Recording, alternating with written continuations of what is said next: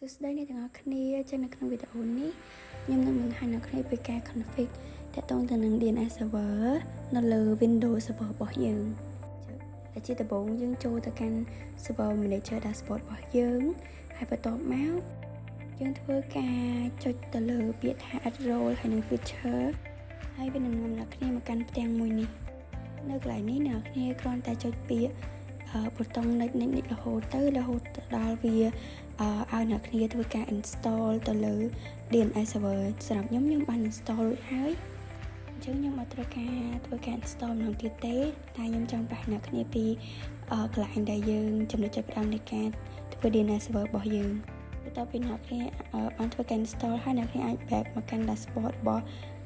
server manager យើងបានដូចអ្នកគ្នាបានឃើញអញ្ចឹងនៅលើ dashboard របស់ខ្ញុំផ្ទាល់មាន DNS server របស់ខ្ញុំមួយហើយនៅពេលបន្ទាប់យើងធ្វើការ config ទៅលើ DNS របស់យើងហ្នឹងអញ្ចឹងចំណុចបន្ទាប់អ្នកគ្នាចូលទៅកាន់ tool ហើយ click ទៅលើពាក្យថា DNS បន្ទាប់មកវានឹងនាំអ្នកគ្នាមកកាន់ dashboard របស់ DNS ហ្នឹងហើយយើងធ្វើការ click ទៅលើ DNS server របស់យើងមកយើង click យកពាក្យថា new zone ដើម្បីធ្វើការបង្កើត zone របស់យើងនៅកន្លែងនេះដែរអ្នកគ្នាអាចធ្វើការដាក់ឈ្មោះ zone របស់អ្នកគ្នាហើយនៅកន្លែងនេះផ្ទាល់អ្នកគ្នាមិនចាំបាច់ឲ្យវា allow ដែរដើម្បី update ទេដើម្បីកុំឲ្យមានបញ្ហានៅពេលក្រោយឬក៏មានភាពស្មុគស្មាញនៅពេលក្រោយបន្ទាប់មកអ្នកគ្នាចុចពាក្យថា finish ហើយអ្នកគ្នានឹងបង្កើតបាន zone មួយរួចរាល់អញ្ចឹងនៅលើ Windows វាអត់សំញាំហើយមាន step ច្រើនដូចនៅលើ Linux របស់យើងនៅលើ Windows យើងគ្រាន់តែ click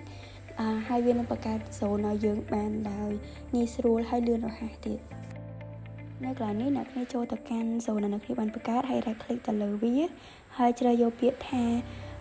new a record ដើម្បីបង្កើត record address របស់យើងបន្ទាប់មកអ្នកគ្នាដាក់ឈ្មោះទៅលើ name server របស់យើងហើយនិង IP address របស់ server យើងបន្ទាប់ពីបង្កើតបាន a record របស់យើងហើយអ្នកគ្នាអាចចូលទៅដាក់ឈ្មោះ CNAME របស់យើង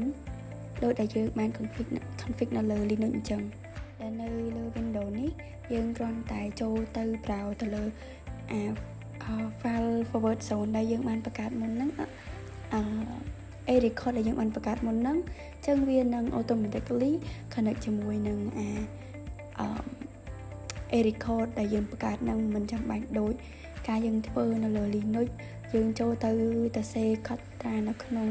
file config បន្ទាប់ពីហ្នឹងអ្នកគ្នាអាចធ្វើការតេស្តវាបានដោយអ្នកគ្នាចូលទៅ terminal របស់ Windows Server អ្នកគ្នាហើយសាកវាបញ្ចូលឈ្មោះCNAME ដែលយើងបានបង្កើតហើយសាកស្វែងរកទៅលើ zone ដែលអ្នកគ្នាបានបង្កើតមុនហ្នឹងបន្ទាប់ពីយើងបានបង្កើត forward zone ហើយយើងចូលដល់ដំណាក់កាលយើងបង្កើត reverse zone វិញម្ដងដែលនៅដំណាក់កាលនេះក៏អត់ខុសគ្នាពី forward zone មែនដែរគ្រាន់តែនៅកន្លែងនេះយើងធ្វើការ click ទៅលើ reverse zone ហើយយើងជ្រើសរើសយក IPv4 reverse zone របស់យើងហើយយើងវាបញ្ចូល IP rank នៃ IP address របស់យើងបន្ទាប់ពីបង្កើតបានហើយអ្នកគ្នា right click ហើយជ្រើសរើសយកពាក្យថា new PTR ឬ new pointer ដើម្បីបង្កើត pointer PTR របស់យើងហើយអ្នកគ្នាកន្លែងនេះអ្នកគ្នាគ្រាន់តែ right click ទៅលើ forward zone ដែលអ្នកគ្នាធ្វើការ reverseប៉ុណ្ណឹងគឺអ្នកគ្នារួចរាល់ហើយយើងក៏សាកមកតេស្តតាក់ទងទៅនឹង reverse zone របស់យើងនៅលើ terminal របស់យើងបានដូចគ្នានៅកន្លែងនេះយើងបង្កើតតាក់ទងទៅនឹង zone មួយទៀតដើម្បីធ្វើការឧទាហរណ៍ម្ដងទៀតទៅកាន់អ្នកគ្នាអញ្ចឹង step គឺ follow ទៅតាមការបង្កើត zone match អំបញ្ញមិញដូចគ្នា